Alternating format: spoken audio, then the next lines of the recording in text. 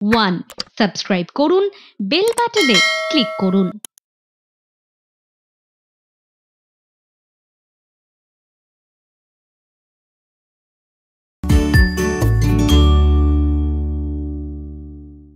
নমো নমো নমো সুন্দরী মম জননী বঙ্গভূমি, গঙ্গার তীর স্নিগ্ধ সমীর জীবন জুড়ালে তুমি।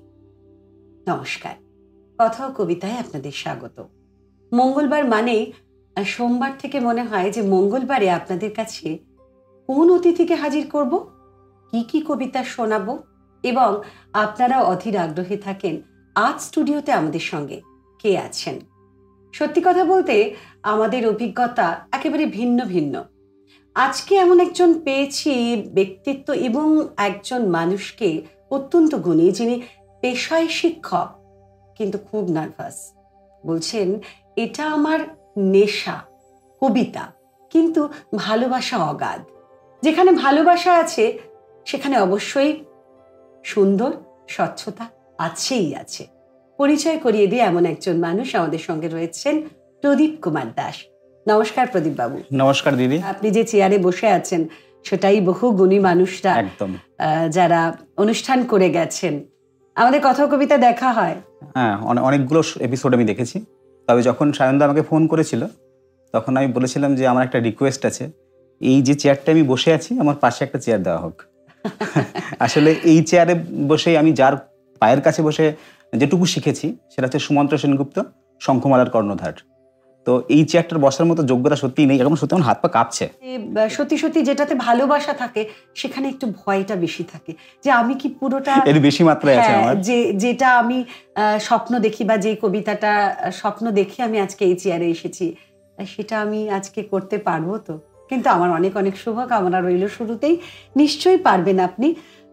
প্রদীপ বাবুকে অনেক অনেক শুভেচ্ছা আমাদের কথা ও কবিতায়। শুরুতে জানিয়েছি, আবারও জানালাম। তো শুরুটা আমরা একটা কবিতা দিয়েই শুরু করে ফেলি, তারপর আর ভয়ভীতি থাকবে না। তো আমাকে এবং আমার প্রিয় ভালোবাসার দর্শকদের কি কবিতা শোনাবেন? আচ্ছা, আমি প্রথমেই সেই রবীন্দ্রনাথ ঠাকুরের গীতাঞ্জলি কাব্যগ্রন্থের এক সংখ্যক কবিতা দিয়ে শুরু করছি। আমার মাথা নত করে দাও হে তোমার চরণ ধুলার তলে, সকল অহংকার হে আমার ডুবাও চোখের জলে। নিজেরে করিতে গৌরব দান, নিজেরে কেবলই করি অপমান, আপনারে শুধু ঘেরিয়া ঘেরিয়া ঘুরে মরি পলে পলে।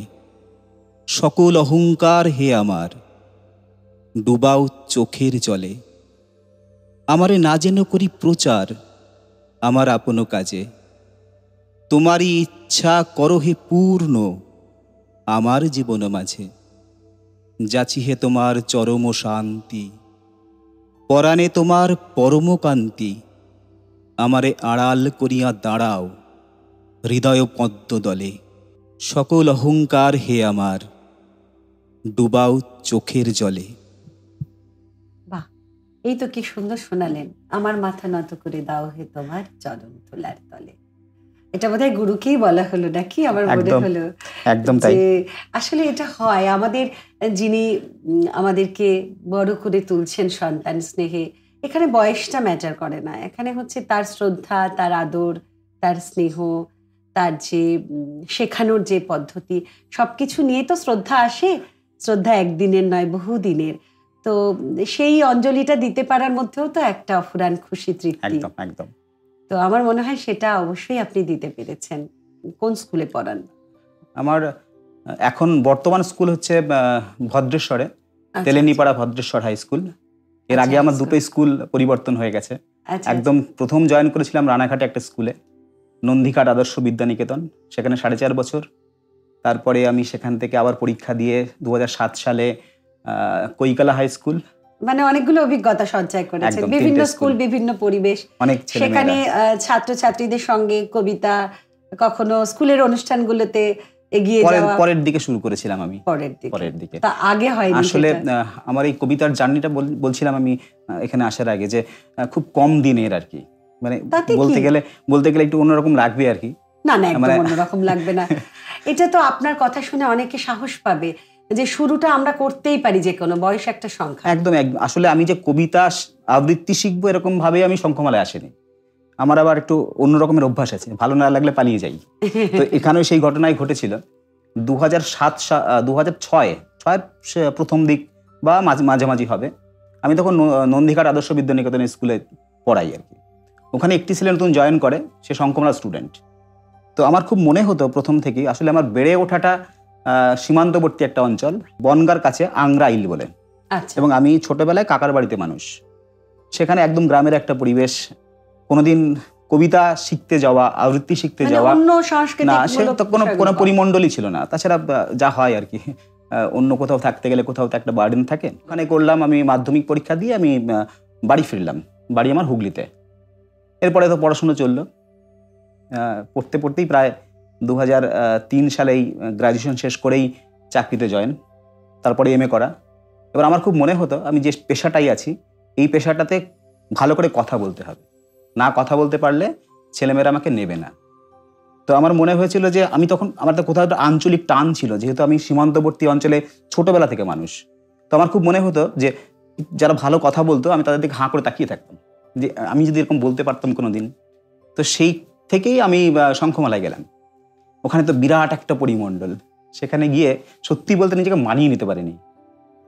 এক বছর 10-15 দিন হবে বা এরকম হবে, বছর দেড়েক, আমি ওখান থেকে পালিয়ে যাই। তো এই 1.5 বছরের জার্নিতে শঙ্খমালা থেকে যেটা পেয়েছিলাম আমি, সেটা যে কবিতার প্রতি অগাধ ভালোবাসা। আগে গল্প বই পড়তাম, এরপরে গল্পের জায়গা, সেখানে আমাকে চলে এলো কবিতার বই।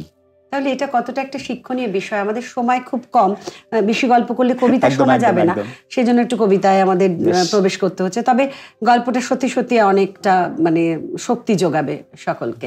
এবারে কি কবিতা শুনবো? এবার আমি শক্তি চট্টোপাধ্যায়ের ছোট একটি কবিতা। যখন বৃষ্টি নামল, শক্তি চট্টোপাধ্যায়।